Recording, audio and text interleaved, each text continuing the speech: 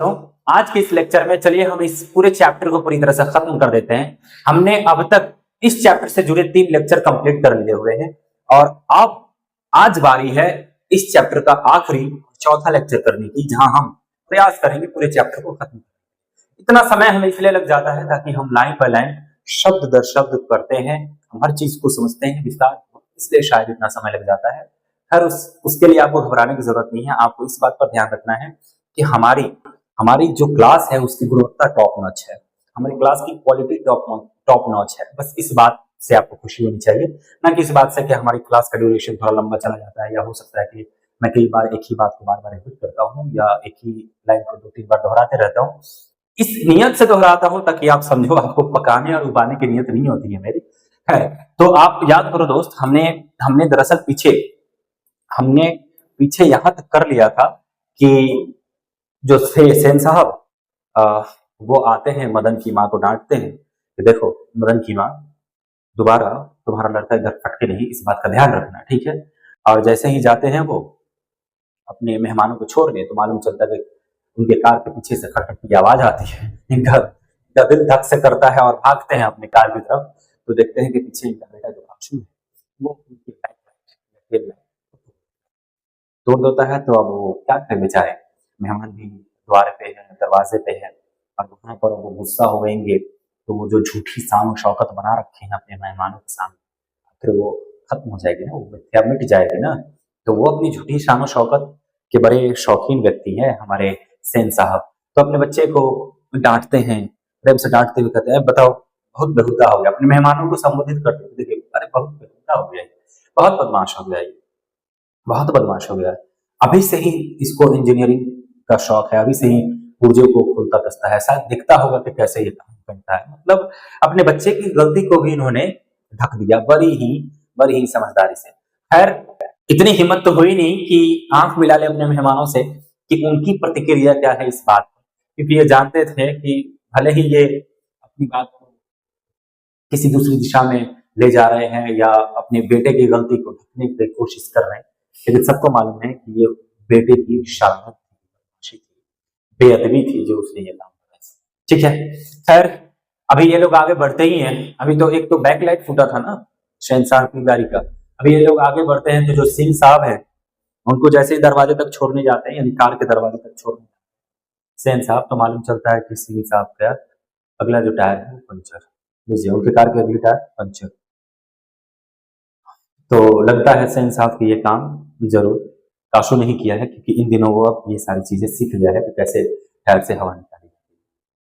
सिंह साहब थोड़े खिंच गए, सेन साहब भी लज्जित हो गए, लेकिन खैर उन्होंने अपने शोफर को बुलाया, इधर आओ हवा भर दो इसमें, देखो और यहाँ लॉन में कुर्सी लगवा दो, बागीचे में कुर्सी लगवा दो, कहूँ वहां जरा थोड़ी देर बैठ ले। शोफर हवा भरने लग जाता है, लेकिन शोफर ये भी बताता है कि मालिक साहब दूसरे वाले टायर में भी हवा निकल, तो वहां भी हवा भरता है। फिर पीछे की तरफ जाता है तो देखता है कि उधर की तरफ भी हवा निकल गया। ठीक है जी। तो इस तरह से सेन साहब और सिंह साहब, सेन मैं बोल रहा हूँ और सिंह बोल रहा हूँ, तो सेन साहब और सिंह साहब इस तरह से दोनों जने लॉन में बैठे हैं। ठीक है, क्योंकि सिंह साहब की जो गाड़ी है उसमें हवा डाली जा रही है। ठीक, देखिए आगे आगे चलते हैं। आगे क्या होता है, सिंह साहब तो बेचारे फंस जाते हैं ना, लेकिन जो मुखर्जी साहब थे, मुखर्जी साहब की गाड़ी सकुशल मतलब ठीक ठाक। तो जो मुखर्जी साहब थे उनकी गाड़ी थी सकुशल, और वो अपने और पत्रकार महोदय के परिवार के साथ चलते बने। तो भैया गाड़ी खराब हुई थी, गाड़ी पंक्चर किया था काशू ने, सिंह साहब, और जो मुखर्जी वो चले गए, और उनके साथ वो जो पत्रकार महोदय थे जिनके बेटे की तारीफ कर रहे थे, जिनके बेटे की तारीफ हो रही थी कि बहुत अच्छा बेटा है आपका, तो पत्रकार महोदय ने जवाब दिया था कि हाँ ये जो बनना चाहेगा वो बनाऊंगा, लेकिन साथ में अच्छा इंसान है। ठीक है जी। तो भाई साहब मुखर्जी साहब की गाड़ी सही सलामत थी, पत्रकार महोदय की भी गाड़ी सही सलामत रही होगी, तो ये सभी लोग अपने परिवार के साथ चलते बने, मतलब ये चले। लेकिन वेट कौन करने लगे, तो सेन साहब बच गए पीछे और मिस्टर सिंह बच गए। ये लॉन मतलब वही जो बताया था मैंने कि बाउंड्री के किनारे जो छोटा सा थोड़ा सा स्पेस बना देते हैं और बैठते हैं वहां पे ठंडक के लिए। तो लॉन में कुर्सियां लगी थी और बैठकर अब सेन साहब और सिंह साहब बातें कर रहे हैं, बातें चल रही है इनकी। बातों के सिलसिले में, सिलसिले का मतलब होता है कि दरमियान, दरमियान का मतलब होगा उसी दौरान, ठीक है। तो बातों के सिलसिले में, यानी बात अभी जारी है, बात कंटिन्यू है, उसी बातों के सिलसिले में ही सेन साहब ने बताया, सेन साहब बताते हैं, अच्छा इसे आप बतलाया भी पढ़ते हो और ये बताया भी होता है, ठीक है, दोनों एक ही चीज है। बतलाया वो पुराने तरीके से बोलते हैं, बताया ज्यादातर इस्तेमाल किया जाता है। तो सिलसिले में ही सेन साहब ने बतलाया कि काशू, काशू इनके बेटा का नाम, खोखा का नाम, काशू ने इधर चक्कों से हवा निकालने की हिकमत, हिकमत का यहाँ मतलब हुआ, हिकमत का मतलब हुआ यहाँ पर तरीका, समझ लो आप, तरीका। तो सेन साहब ने बातों बातों में बताया सिंह साहब को, यार जानते हैं क्या करें लड़का, आजकल तक सीख गया हवा हवा निकालने का, हवा कैसे निकाला जाता है, डाला जाता है, इसकी तरकीब उसको आ गई है, इसलिए वो ये काम कर बैठा और वो शरारत कर देता है। वो कभी कभी जब भी उसे मौका मिलता है, खोखा को यानी काशू को, तो मेरे भी चक्कों की हवा निकाल देता है। कौन बोलते हैं? सेन साहब बोलते हैं। किनसे? सिंह साहब से, कि हमारा जो बचवा है काशू, खोखा, अरे इन दिनों वो सीख लिया है हवा हवा निकालने का, तो हवा निकाल देता है, बड़ी शरारत करता है, रोज रोज रोज जब भी उसको मौका मिलता है तो ये काम कर देता है। उनका अपना ख्याल था कि उसकी इन हरकतों को देखकर तो यह साफ मालूम होता था कि बचवा इंजीनियर ही बनेगा।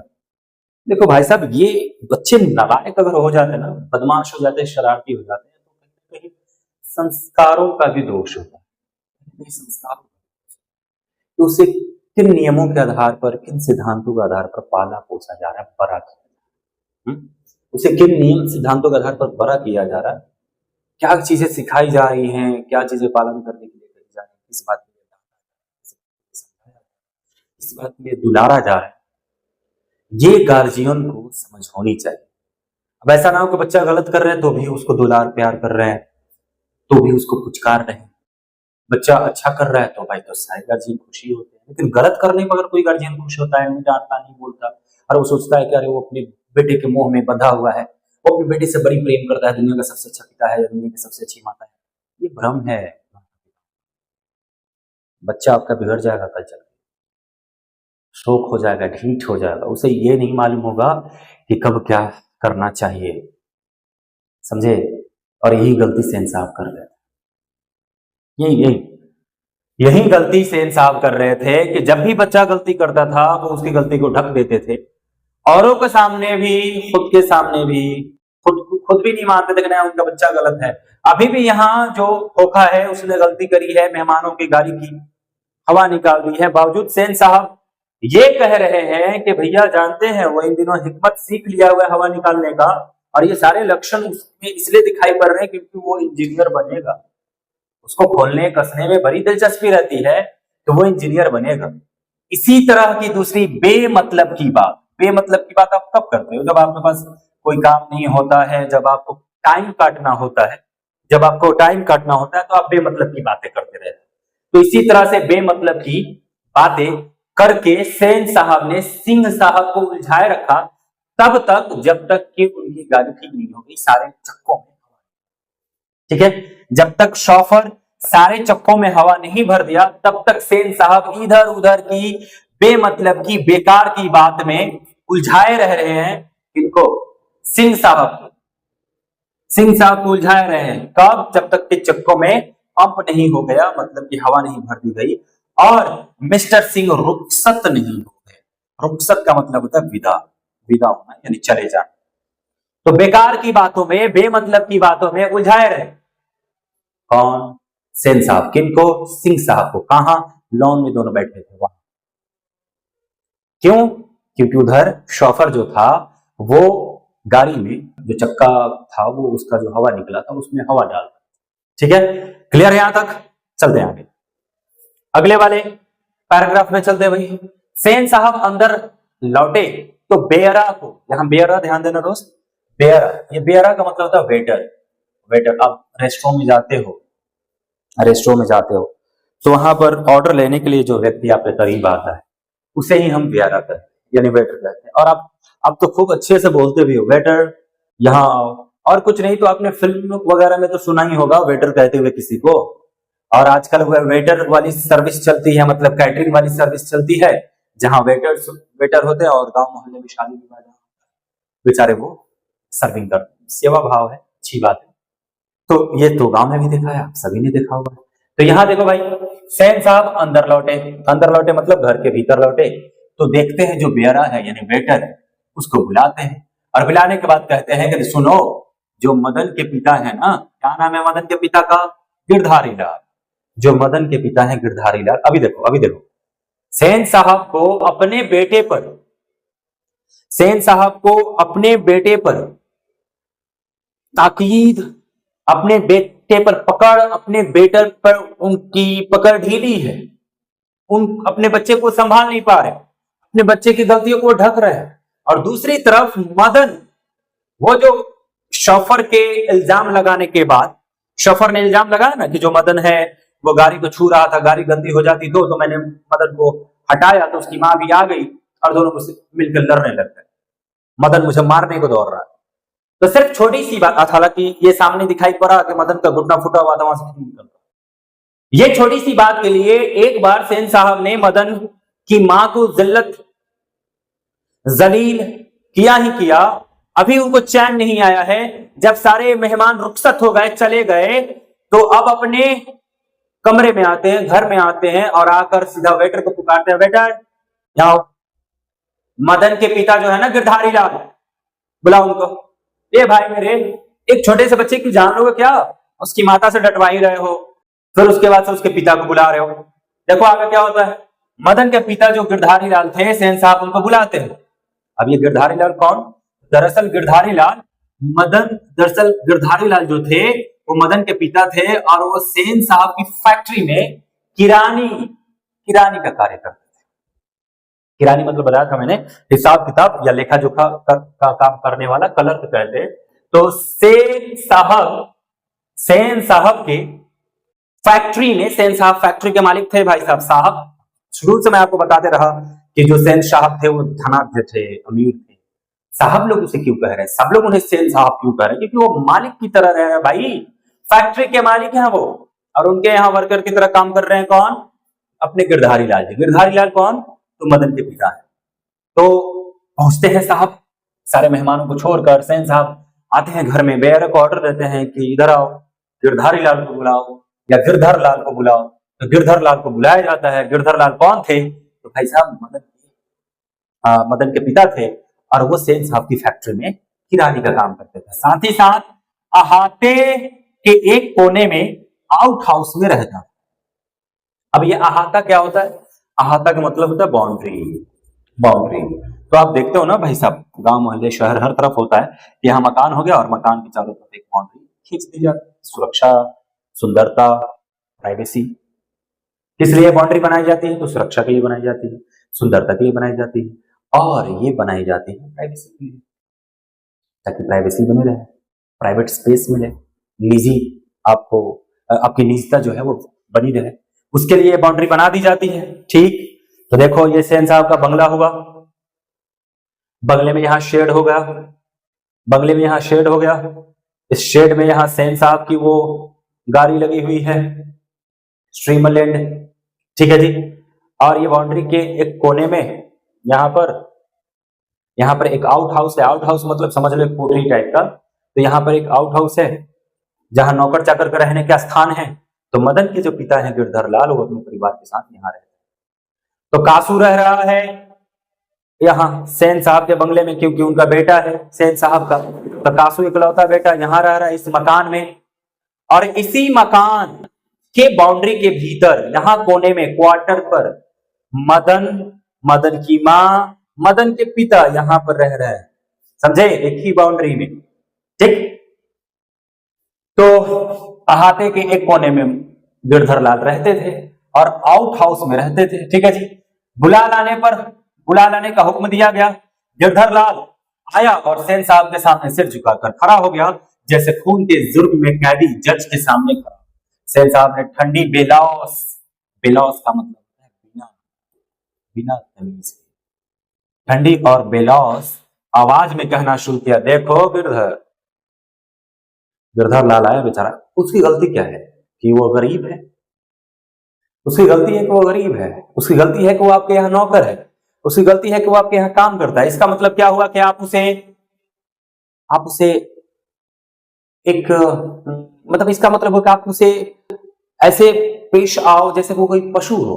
आप उसे बदतमीजी की तरफ पेश आओगे। अरे वो आपके यहाँ काम करता है, वो आपका गुलाम थोड़ी है। वो काम करता है आपके यहाँ, वो गुलाम नहीं है आपका। तो बेचारा गिरधर लाल आया और सेन साहब के सामने ऐसे सर झुकाए खड़ा रहा, ऐसे जैसे उसने कुछ खून कर दिया हो और जज के सामने सर झुकाए खड़ा। जब क्या गलती थी उसकी, बस उसके बच्चे ने थोड़ी शरारत कर दी। बेटा ही है, बच्चा ही है, वही उम्र है ना जो काशू की उम्र है।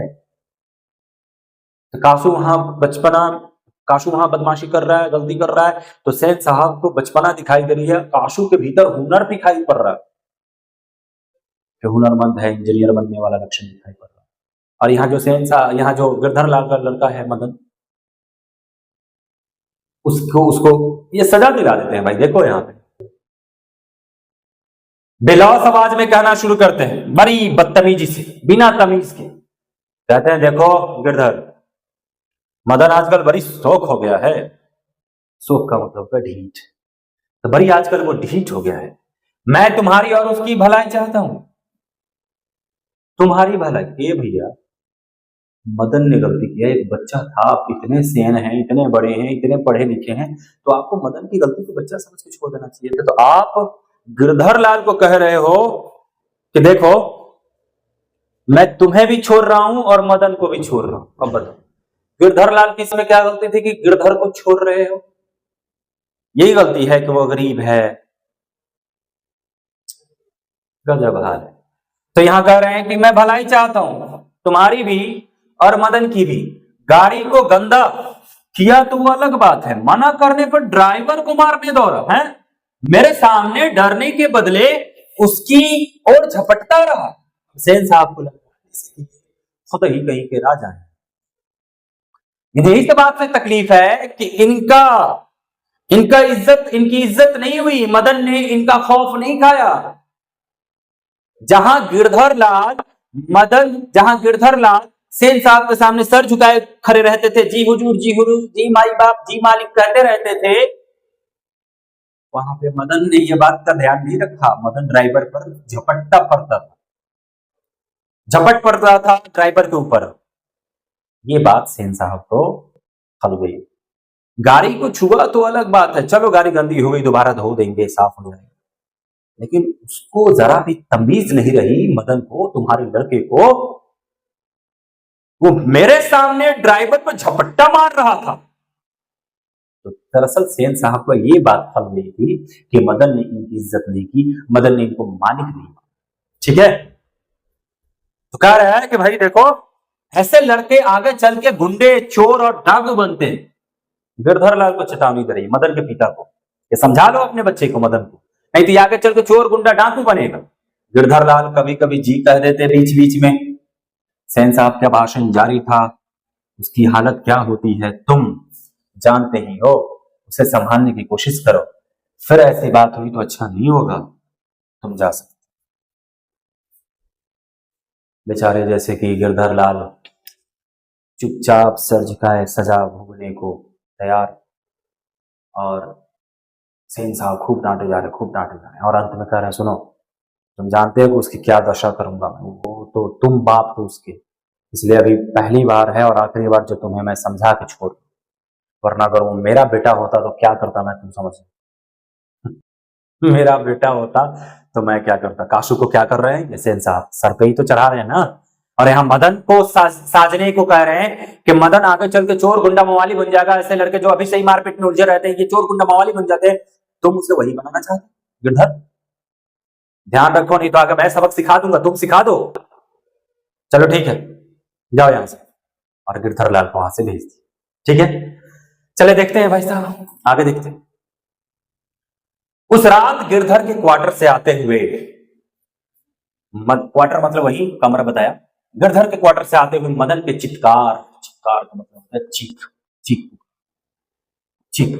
तो मदन के चित्कार से सेनों का आराम देह आरामदेह माने आरामदायक, और शयनगार का मतलब हुआ सोने का कमरा, बेडरूम, सोने का।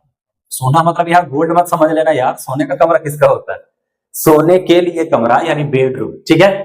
तो उस रात गिरधर के क्वार्टर से आते हुए मदन की चित्कार से सेनों का आरामदेह शयनगार गूंज गया। गिरधर लाल को तो डांट पड़ी थी सेन साहब की तरफ से, अब भाई जलील हुए थे। गिरधर लाल अपनी कमजोरी का, अरे कमजोरी तो थे ना, बेबस ही थे ना, वरना सेन साहब को पलट के जवाब देते कि मालिक ठीक है, क्या हो गया, बच्चा ही तो है, अपने गाड़ी को आपकी छू देता तो क्या हो जाता, उसमें बच्चा है, समझा दूंगा, अगली बार से नहीं होगा। लेकिन गिरधर लाल चुप रहा, उसे डर था अपने मालिक से, सेन साहब से, तो वो चुप था, वहां कुछ नहीं बोला। लेकिन अपनी मर्दानगी किसको दिखाने गया, अपना गुस्सा, अपना खुन्नस किसको दिखाने गया? अपने बेटे पर। रात में सब लोग सोए हुए थे आराम से, सेन लोग जो थे, सेन साहब, मेम साहब, अपने आरामदेह कमरे में, लग्जूरियस कमरे में खूब अच्छे से सोए हुए थे। और वहां मदन का जो दशा हो रहा था क्वार्टर में, गिरधर लाल मदन को एकदम ढूंढ रहा था, मार रहा था, चीख पुकार जो मदन का गूंज रहा था, इससे मेम साहब के आराम में भी खलल पड़ने लगा। बताइए, मेम साहब के आराम में खलल पड़ने लगा। सेन साहब आराम में खलल पड़ने से कुछ झुझलाकर पिता सेन ने धर्म पत्नी से बड़ी समझदारी की बात की। कहे गिरधर खुद समझदार है, उसकी बीवी ने ही तो लड़के को बिगाड़ दिया है, मदन की यही दवा है। मेरी तो तबीयत खुश हुई, यहाँ तबीयत का मतलब है मन, मेरी तो तबीयत खुश हुई थी कि कमबख्त यह गाली है, कमबख्त की खाल, खाल का मतलब है चमड़ा, उधेरना का मतलब उखाड़ देना। गिरधर ने ऐसी ही कड़ाई जारी रखी तो शायद ठीक हो जाए। स्पेयर द रॉड, यहां देखिए कि मुहावरा दिया गया है, spare the rod and spoil the child. हाँ, पढ़े लिखे हैं ना हमारे सेन साहब। जब चित्कार गूंजने लगी, जब मदन चीखने लगा बहुत तेज, तो सेन साहब के नींद में खलल पड़ रही है, आराम में खलल मतलब बाधा, तो खलल पड़ रही है, उनके आराम में खलल पड़ रही है। तो वो अपनी पत्नी से कह रहे हैं, क्या रे ठीक कर रहा है, ये गिरधर ठीक कर रहा है, मारे मैं तो रहता था खाल उखाड़ देता, मार के खाल उखाड़ दी, इसका बिगाड़ दी है इसकी माँ, इसको मदन की माँ ने इसको बिगाड़ रखा है। गिरधर लाल सही सबक सीखा, ऐसे लड़के के साथ ऐसा ही होना चाहिए। गिरधर लाल सही सबक सीखा, कमबख्त का खाल उधेर दे एकदम मार, तबीयत तो मेरी खुश हो गई, मजा आ गया, ऐसा उपाय करना चाहिए था। मतलब गिरधर ने बहुत अच्छा, देखो छोटा सा बच्चा जा रहा, कारण सेन साहब, और सेन साहब को इसमें मजा, ये पढ़े लिखे लोग, समझदार लोग, इन्होंने यहां पर एक बहुत कमाल की बात कही है, spare the rod and spoil the child, कि भैया इतना छोड़ दो तो बच्चे बिगड़ जाए। सही बात, इतनी समझ है सेन साहब में, अगर इतनी होती तो काशू इतना बिगड़ा ना होता, उसका मन इतना चढ़ा ना। आप अपने बेटे के लिए सारी फिलॉसफी भूल गए, आप अपने बेटे के लिए उसके अच्छे पिता बनने को तैयार हैं, आप अपने बेटे से प्रेम कर रहे हैं, और दूसरा का जो बेटा है वो आपके लिए आपकी नजरों में चुभ रहा है, खराब लग रहा है। दूसरा का बच्चा है तो थोड़ी सी गलती हो गई तो बिगड़ रहा है, गुंडा मवाली बन जा रहा है। आपका अपना बेटा जो ये कांड किया, ये ठीक है ना? सेन साहब सिखाने चल रहे हैं भाई, spare the rod and spoil the child. अगर बच्चा को कितना छोड़ दिया जाए तो बिगड़ जाएगा, सही कर रहा है गिरधर। माता सेन की नींद उचट गई, उचट जाने का मतलब टूट जाना या भंग हो जाना। उन्हें मदन की कातर का मतलब होता है बेरहम चिल्लाहट से ज्यादा अपने पति की बकबक खीज आ रही थी। बकबक मतलब बकर बकर करते रहे, और कातर का मतलब है यहाँ पे हृदय विदारक या बहुत तेज बेचैन कर देने वाली। तो वो चिल्लाहट जो मेम साहब को मदन की चीख उतनी परेशान नहीं कर रही थी जितनी परेशान मेम साहब को सेन साहब की ये बक बक बक बक कर रही थी। लेकिन उन्होंने भी अपनी खीज मदन पर ही उतारी। हम वक्त कैसा कौवे की तरह चिल्ला रहा है, भिखमंगा कहीं का, खोखा की बराबरी करता फिरता है, मदन का आर्तरोदन रुक गया था। खैरियत थी उसकी सिसकियां सीनों के शहनाई पर नहीं। सेन साहब बक बक बक बक किए जा रहे थे। अब नींद टूट गई मेम साहब की। मेम साहब क्या कहें, अपने पति को तो डांट नहीं सकती थी, तो उन्होंने अपना भी गुस्सा मदन पे निकाल दिया और कहा कि कमबख्त कौवे की तरह जिया, काशू की बराबरी कर, भिखमंगा है। मदन को ही उल्टा उन्होंने डांट दिया। खैर अब कुछ देर बाद मदन जो है बेचारा, पिटना उसका बंद हो गया था, तो वो चुप रहा था, सिसकियां भर रहा था, और ये सिसकियां सेनों के शयनगार तक नहीं पहुंचा था, वरना फिर और भी दो चार बातें, दो चार अपशब्द, दो चार गालियां ये लोग दे देते मदन को। ठीक है जी, आगे देखते हैं दोस्त। लेकिन दूसरे दिन तो बिल्कुल बेढम मामला हो। शाम के वक्त खेलता कूदता खोखा बंगले के अहाते की बगल वाली गली में जा निकला, मतलब बाउंड्री के बाहर, बगल वाली गली में, जैसे ये मकान और ये मकान के बाहर बाहर ये बाउंड्री, और बाउंड्री के बगल से यहाँ से गली है, और यहाँ सारे बच्चे खेल रहे थे, तो काशू यहाँ से निकल कर और यहाँ वाली गली में चला गया। ठीक है, तो दूसरे दिन की बात है, बहुत ही बेढब मामला होगा। बेढब का मतलब होता है अजीब, तो बहुत ही अजीब मामला, मतलब क्या क्या हुआ उस समझ में ऐसा नहीं आ रहा था कि ये कैसे हुआ। तो दूसरे दिन की बात है, बहुत ही बेढब मामला हो गया, बेढब घटना हो गई। शाम के वक्त खेलता कूदता खोखा जो था वो बंगले से बाहर निकला और बगल वाली गली में चला गया। वहां गया तो वहां पर मदन जो था धूल मिट्टी में, गरीब है बेचारा, अरे मतलब हम गरीबों के लिए खेलने के साधन क्या है, वही मिट्टी के खिलौने, मिट्टी को यही सब चलता है। हम लोग की तरह हम लोग महलों में बड़े बड़े खिलौने और सोने के खिलौने से तो खेलते नहीं। तो मदन बेचारा गरीब धूल में पड़ोसियों के साथ, आवारा गर्द छोकरों के साथ, आवारा गर्द का मतलब हुआ बेकार, बेकार के घूमने वाले, जिनका पास कोई काम नहीं, तो बेकार के घूमने वाले छोकरों के साथ मदन क्या कर रहा था भाई, लट्टू नचा रहा था। लट्टू तो जानते हो ना, सबने खेला होगा। तो मदन लट्टू नचा रहा था। खोखा ने देखा तो उसकी तबीयत बोले तो मन, उसका भी मन मचल गया, मतलब उसके मन में भी बेचैनी आ गई, लालच आ गई, तो वो भी खेले। अब यहाँ पर हंस कौवों की जमात, जमात का मतलब होता है समूह, और हंस और कौवा तो समझ रहे हो ना, दोनों एक दूसरे के विपरीत, एक काला था एक पूरा सफेद। हंस कौवों की जमात में शामिल होने के लिए ललक गया। मतलब हंस है काशू, और कौवा कौन, मदन, मदन के साथ सारे गर्द बच्चे। तो ये जो हंस था ये खुद को कौवों की जमात यानी मदन के साथ खेलने के लिए हो गया बेचारा। दूसरे लड़कों को कोई खास उज्र नहीं था, उज्र मतलब हर्ज नहीं थी, कोई दिक्कत नहीं था, लेकिन वे खोखा को अपनी जमात में लेने के फायदे को नजरअंदाज नहीं कर सकते थे। पर उनके अपमानित प्रताड़ित लीडर मदन को यह बात कब तक नहीं हो सकती है, जरा बताओ। जो दूसरे लोग थे जैसे मदन के समूह में, मदन तो लीडर था ना सबका, तो जो दूसरे लोग थे मदन के समूह में, जो दूसरे लोग थे मदन के समूह में, जो दूसरे लोग थे मदन के समूह में, वो उन्हें तो एतराज नहीं था कि खोखा उनके साथ खेले, लेकिन दरअसल मदन को इस बात से दिक्कत थी। अपमानित था बेचारा, प्रताड़ित था ना, अपमानित था, प्रताड़ित था क्योंकि रात भर उसको मिला है बढ़िया से डोज। तो मदन को ये बात कैसे मंजूर हो? तो मदन ने जवाब दिया, अबे भाग यहां से, भाग, बढ़ाया है लट्टू खेलने वाला, तेरे लट्टू, भाग जाके अपने बाबा के मोटर कार में बैठो। ठीक है, तो ये बात हुई। मदन को ये बात मंजूर नहीं थी कि काशू उसके साथ खेले। काशू तैश में आ गया, गर्मजोशी है भाई, तैश में आ गया, एकदम गुस्से में, आग बबूला हो गया काशू। ये मन चढ़ा रखा है सेन साहब। काशू एकदम तैश में आ गया।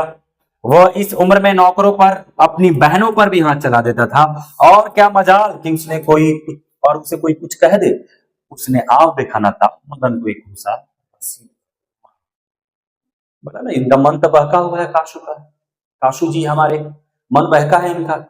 घर में नौकरों के साथ भी बदतमीजी, बहनों के साथ भी बदतमीजी, सब पे हाथ छोड़ देना। कोई क्यों बोले, छोटे से इंसान तो कोई नहीं बोलता था, तो इनका तो मन चढ़ा हुआ था। इनको भी लगा कि मदन जो है इनका नौकर ही तो है, इनके घर का ही तो है, तो मदन को मार दिया एक थप्पड़, एक गुस्सा मार दिया मदन। इनको लगा कि मदन तो छोड़ देगा इनको, लेकिन मामला यहाँ गंभीर हुआ है। देखते हैं अगले पैराग्राफ में। तो भाई साहब ये जो काशू था ना, इसका तो मन बढ़ा हुआ था, ये तो रसीद कर दिया एक मुक्का। अच्छा क्यों ना मन बढ़े, सेन साहब ने पहले से मन बढ़ा रखा था। काशू का कंप्लेन नौकर भी करते रहे होंगे, या नौकर डर से भी ना कहे तो बहन जो थी उनको मार देता था काशू। इसके बाद भी सेन साहब ने कोई एक्शन नहीं लिया। अब इनका तो मन बढ़ा हुआ था, इन्होंने क्या किया, उठा के एक मुक्का रसीद कर दिया मदन को, और इन्हें लगा कि मदन तो इनके घर में रहने वाला नौकर है तो मदन कुछ ही ना कर पाएगा। लेकिन मदन ने भाई साहब यहाँ पर बवाल कस दिया। मदन ने क्या किया, देख लो यहाँ पर, चोर गुंडा डाकू होने वाला मदन भी कम मानने वाला था। अब देखो यहाँ पर लेखक साहब ने कितने मतलब कमाल का व्यंग मारा है, कितना कमाल का व्यंग कसा है कि सेन साहब ने मदन को क्या क्या एक उपाधि दे दी थी। गिरधर लाल को डांटते समय बोला था कि तुम्हारा बेटा जो है ना वो चोर गुंडा बनेगा एक दिन, क्योंकि उसके जो लक्षण हैं, उसके जो नक्षत्र हैं वो चोर गुंडों वाले दिखाई पड़ रहे हैं। अब उसी चीज को लेखक ने बड़ी शानदार तरीके से यहाँ पे प्रस्तुत किया है। लेखक ने बताया है कि चोर गुंडा डाकू होने वाला मदन आखिरकार जब लग ही गया है ये तोहमत कि मदन जो है वो चोर गुंडा डाकू ही होगा, तो चोर गुंडा डाकू होने वाला मदन आखिर तो मानने वाला था। युवा झट काशू पर टूट पड़ा। यही तो मौका मिला था भाई साहब। और हमारा जो मदन था वो पहले से तो बेचैन था ही, क्योंकि उसको जो डोज मिला था ना रात में, वो डोज तो भाई साहब उसको याद था। मौका मिला है मदन को, झट काशू पर टूट पड़ा। आप देखा ना था उसने, मदन एक पल भी नहीं सोचा, भले मदन के पिता जो थे गिरधर लाल, शायद वो इस बात के लिए सहम रहे थे, इस बात के लिए डर रहे थे कि अगर वो सेन साहब की जबान लड़ा दे, सेन साहब के जबान पर वो बोल दे, पलट जाए, तो सेन साहब शायद उन्हें नौकरी से निकाल दें। तो ये तो डर मदन के पिता को था, गिरधर लाल को था, इसलिए वो जी हुजूर जो ही मालिक करते रहते थे। लेकिन मदन को ये डर नहीं था। मदन जो था भाई साहब एक पल में झट काशू पर टूट पड़ा। दूसरे लड़के जरा हटकर इस द्वंद्व युद्ध का मजा लेने लगे। मदन को मौका मिला था, मदन छोड़ा नहीं, मदन टूट पड़ा बढ़िया से। और जो दूसरे लड़के थे वो अपना द्वंद्व युद्ध में लग गए। दूसरे जो लड़के थे वो मजा ले रहे हैं, एकदम जमात लगा कर, इसे खड़ा होकर टकटकी लगाकर मजा ले रहे हैं, और वहां पर युद्ध चल रहा है, द्वंद्व युद्ध चल रहा है, पटका पटकी, मदन का भी काशू के ऊपर, काशू का भी मदन के ऊपर, दोनों एक दूसरे पर हावी पड़ रहे हैं। लेकिन यह लड़ाई हड्डी और मांस की, बंगले के पिल्ले और गली के कुत्ते की लड़ाई थी। एक बार सिर्फ सेन साहब ने कह दिया है कि मदन चोर गुंडा डाकू बन जाएगा। उसको क्या जवाब दिया है सही तरीके से, यहाँ पर लेखक महोदय ने ऐसे ऐसे व्यंग भरी बातें लिखी हैं कि सही में क्या जवाब दिया उन्होंने बोला है कि देखो मदन तो गुंडा होने वाला था ना, चोर डाकू, तो वो कब काशू को अब छोड़ेगा। अब जब गुंडा बनने का तोहमत लग ही गया तब बनाओ गुंडा। अच्छा दूसरी बात, दूसरे लड़के तो मजा ले ही रहे थे, और ये मजा जो था, ये जो लड़ाई थी, ये किनके बीच होने वाली थी, तो लड़ाई हड्डी और मांस। अब हड्डी और मांस की बात हो रही है, तो एक तरफ जो काशू होगा वो भाई साहब मजबूत होगा, क्योंकि महलों में पला है, बंगले में पला है, तो उसको खूब अच्छे से खाने पीने रहे होंगे, तो वो सुपोषित होगा, बहुत अच्छा हट्टा कट्टा होगा। लेकिन जो हड्डी है ये बेचारा मदन, ये हड्डी तो मदन होगा ना, क्योंकि कम खाता पीता होगा, उतना नहीं मिलता होगा इसको खाने पीने की। बंगले के पिल्ले और गली के कुत्ते के बीच लड़ाई थी, ठीक है जी। तो बंगले के पिल्ले और गली के कुत्ते, अब बताओ, बंगला का पिल्ला तो बड़ी तहजीब से रखा जाता है, लेकिन गली के कुत्ते के पास कोई तहजीब है? वो तो दिन भर भाव भाव करते रहते हैं। तो इन दोनों के बीच में लड़ाई थी। अहाते में यही लड़ाई हुई होती तो काशू शेर बन जाता। जाहिर है कि अगर ये लड़ाई बाउंड्री में हुई होती तो काशू जो है वो मदन पर हावी पड़ जाता, और नहीं तो वो चिल्लाकर अपने नौकरों को बुला लेता। लेकिन ये लड़ाई बगल की गली में हुई थी। वहां से 1 मिनट बाद ही वो रोता हुआ जान लेकर भाग निकला। 1 मिनट तो नहीं हुआ लड़ाई का, बढ़िया से मदन ने धोया इनको, काशू को, और काशू वहां से अपना जान लेकर भागा। महल और झोपड़ी वालों की लड़ाई में अक्सर महल वाले ही जीतते हैं, ठीक है जी। तो अक्सर ये देखा गया है कि जब महल और झोपड़ी वालों में लड़ाई होती है, जब गरीब और अमीर में लड़ाई होती है, तो जीत हमेशा अमीर की होती है। ये अक्सर देखा गया है। पर उसी हालत में जब दूसरे झोपड़ी वाले उनकी मदद अपने ही खिलाफ करते हैं तब, ठीक है जी। लेकिन बच्चों की इतनी अकल कहां, उन्होंने ना तो अपने दुर्दमनिये लीडर की मदद की और न अपने माता पिता या के मालिक के लाडले की। हाँ, लड़ाई खत्म हो जाने पर तुरंत ही सहमते हुए तितर बितर हो गए। देखो भाई, जब महलों वालों और झोपड़े वालों में लड़ाई होती है तो जीत हमेशा महलों वालों की होती है। ऐसा इसलिए होता है कि महल वाले सारे एक साथ खड़े हो जाते हैं और झोपड़ी वालों के साथ नहीं खड़े होते, बल्कि झोपड़ी वाले आके महल वाले के साथ खड़े हो जाते हैं। अब जो एक बेचारा वो झोपड़ी वाला है वो कमजोर पड़ गया क्योंकि उसका साथ उसके अपने ही झोपड़ी वाले नहीं दे रहे हैं, वो जाकर महल वाले में मिल गए, तो महल वाला और मजबूत हो जाता है, ये हावी पड़ जाता है झोपड़ी वाले पर। लेकिन यहाँ पर देखिए बच्चे थे ना, इन बच्चों में ये अकल कहाँ थी, दुर्दमनीयता कहाँ थी, ये अकल कहाँ थी उनमें। तो उन्होंने अपने लीडर की भी मदद नहीं की। वो जो बच्चे खड़े होकर देख रहे थे तमाशा, जो तमाशबीन थे, उन्होंने अपने मदन की भी यानी अपने लीडर की भी मदद नहीं की। और साथ ही साथ जो उनके माता पिता के मालिक हैं, किनके माता पिता के, बच्चों के माता पिता के, तो बच्चे भी सेन साहब के फैक्ट्री में ही नौकरी करते होंगे। उनके माता पिता, बच्चे के माता पिता भी सेन साहब के फैक्ट्री में ही नौकरी करते होंगे, तो एक तरह से नौकर ही होंगे सेन साहब के, तो मालिक ही हुए ना सेन साहब इन सब के, सभी बच्चों के। तो सभी बच्चों के माता पिता के जो मालिक रहे, उनके लाडले यानी काशू, तो बच्चों ने काशू की भी मदद नहीं की। सारे बच्चे खड़े होकर तमाशा देख रहे थे। लीडर की ना मदद की यानी मदन की नहीं मदद की, और काशू की भी मदद नहीं की। हाँ, जब जैसे ही लड़ाई खत्म हुआ ये सभी भाग खड़े हुए, सारे बच्चे जो थे इधर उधर भाग गए, तितर बितर हो गए। मदन घर नहीं लौटा, लेकिन जाता ही कहा 8-9 बजे तक इधर उधर मारा फिरता रहा। फिर भूख लगी तो गली के दरवाजे से आहिस्ता आहिस्ता घर में घुसा। आहिस्ता आहिस्ता मतलब धीरे धीरे घर में घुसा। उसके लिए मार खाना मामूली बात थी। डर था तो यही कि आज मार दो और आज मार और दिनों से बुरी होती। लेकिन उपाय ही क्या था, वो पहले रसोई घर में घुसा, मां नहीं थी, बगल के सोने वाले कमरे से बातचीत की आवाज आ रही थी। उसने इत्मीनान के साथ, इत्मीनान नहीं, यहाँ इत्मीनान होगा, गलत लिख दिया गया, इत्मीनान मतलब सुकून के साथ घर पेट खाना खाया। फिर दरवाजे के पास जाकर अंदर की बात सुनने की कोशिश करने लगा। उसे बड़ा ताजुब हुआ, ताजुब बोले तो हैरानी, कि उसके बाबू गरज तरज नहीं रहे थे, गुस्सा नहीं हो रहे थे। उसकी अम्मा ने कोई बात पूछी जिसे वो ठीक से सुन नहीं सका, तो उसके बाबू ने झल्लाकर कहा, अरे भाई बतलाया तो, साहब ने सिर्फ यही कहा कि आज से तुम्हारी कोई जरूरत नहीं है, कल से मकान छोड़ देना और अपनी तनख्वाह यानी अपना पेमेंट, अपना तनख्वाह ऑफिस से ले लेना।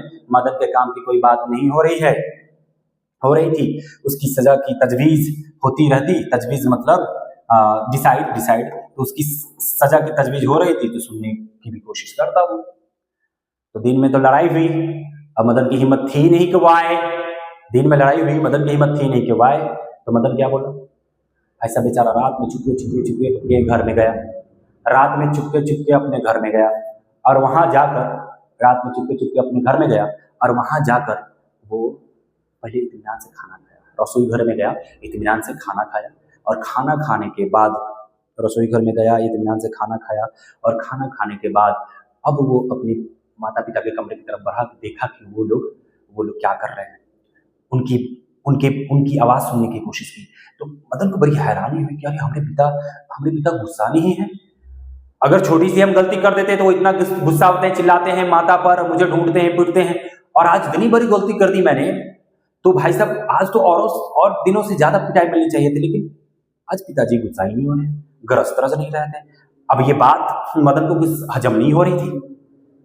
मदन दरवाजे में कान लगाकर सुनने की कोशिश करता है, तो मालूम चलता है कि ये जो थे गिरधर लाल, वो अपनी पत्नी को बता रहे होते हैं कि अरे साहब बुलाए थे, बोले कि सुनो गिरधर लाल, तुम्हें कल से काम पे आने की जरूरत नहीं है, और वो तो क्वार्टर है वो छोड़ देना, और जो भी तुम्हारा तनख्वाह है आके ऑफिस से ले लेना।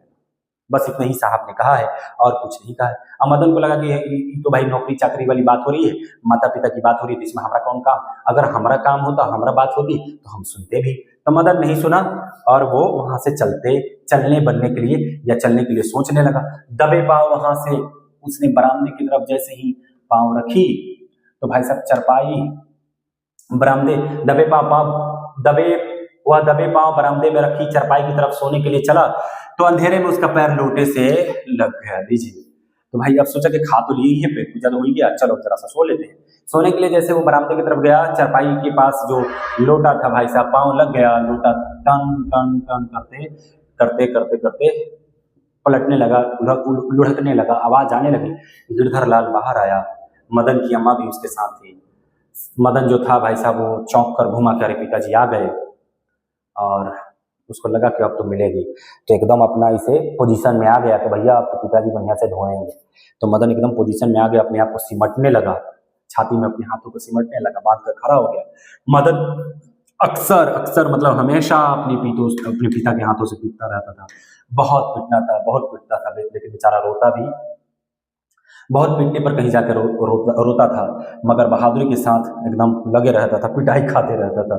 ये तो दशा थी हमारे मदन की। ठीक है, आगे देखिए। गिरधर निसहाय, निसहाय निसहाय निसहाय का मतलब होता है बिना किसी सहारा का, एकदम एकदम जैसे बेजान सा, ऐसे एकदम बेजान सा हो। तो गिरधर निसहाय निष्ठुरता के साथ मदन की ओर बढ़ा। निसहाय निष्ठुरता मतलब एकदम कठोर होकर मदन की तरफ बढ़ा। मदन ने अपने दांत तैयार कर लिया कि अब तो मिलने वाला है, भींच लिए। गिरधर मदन के बिल्कुल पास आ गया था कि अचानक वह ठिठक गया, उसके चेहरे से नाराजगी का बादल हट गया। उसने लपक कर मदन को हाथों से उठा लिया। मदन हक्का बक्का रह गया, मतलब हैरान रह गया। अपने पिता को देख रहा था, उसे याद नहीं उसके पिता ने कब उसे इस तरह प्यार किया था। अगर कभी किया तो गिरधर उसकी उसी बेपरवाही, उल्लास और गर्व के साथ बोल उठा जो किसी के लिए भी नौकरी से निकाले जाने पर ही मुमकिन हो सकता था। शाबाश बेटा, एक तेरा बाप है और एक तूने तो बेखोखा के दो दो दांत तोड़ डाले। तो दरअसल मदन अपने पोजीशन में तैयार, पिटाई के लिए तैयार, और जो गिरधर था वो एकदम रूड होके मदन की तरफ बढ़ा, आगे मदन की तरफ आगे बढ़ा।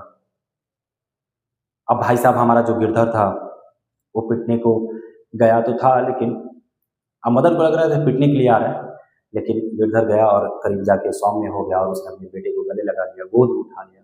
कहा कि अरे तू तो बड़ी कमाल किया भाई, एक तो तेरा बाप है जो कभी नहीं बोल सका, कभी पलट के जवाब नहीं दे सका, कभी पलट के जवाब नहीं दे सका, कभी नहीं बोल सका। एक तेरा बाप है जो कभी नहीं बोल सका, और एक तू है, किसके सामने नहीं बोल सका? सेन साहब के। और एक तू है कि तुमने तो खोखा के दो दो दांत तोड़ दिए और अपने बेटे को गले उठाया और उसे शाबाशी दी। तो यहाँ पर दरअसल इस कहानी में लेखक साहब जो थे वो यही बताना चाहते हैं कि हमेशा सहन करते रहना जरूरी नहीं है, और किसी के इतना भी मोहताज ना हो जाओ कि अपना आत्मविश्वास, अपनी इज्जत, अपना आत्मसम्मान सब ताक कर दो, ऐसा जरूरी नहीं। आप गरीब हो इसका मतलब ये थोड़ी है कि कोई आपको गुलाम बनाकर, कोई आपको एकदम जानवर जैसा बिहेव करेगा। नहीं यार, आप गरीब हो, आप काम कर रहे हो, इज्जत पानी से जीना चाहते हो, क्या दिक्कत है इसमें? तो कोई अमीर है तो वो इस अपनी जो शोखी है या अपना जो अमीरपन है, अपनी जो धनवंता है वो आप पर थोपे, ये भी जरूरी नहीं। और यहाँ इन्होंने, लेखक साहब ने एक पिता के लापरवाह परवरिश का भी नतीजा काशू को दिखाया। ठीक है जी, तो ये रहा हमारा कहानी यहाँ पर विष के दांत। आज हम यही रखते हैं, उम्मीद करता हूँ बहुत ही इंटरेस्टिंग कहानी रहा होगा, आपके लिए दिलचस्प रहा होगा, और आज हम अपनी क्लास यहीं रखेंगे। आपका इंतजार रहेगा, फिर हम अगले क्लास में मिलेंगे।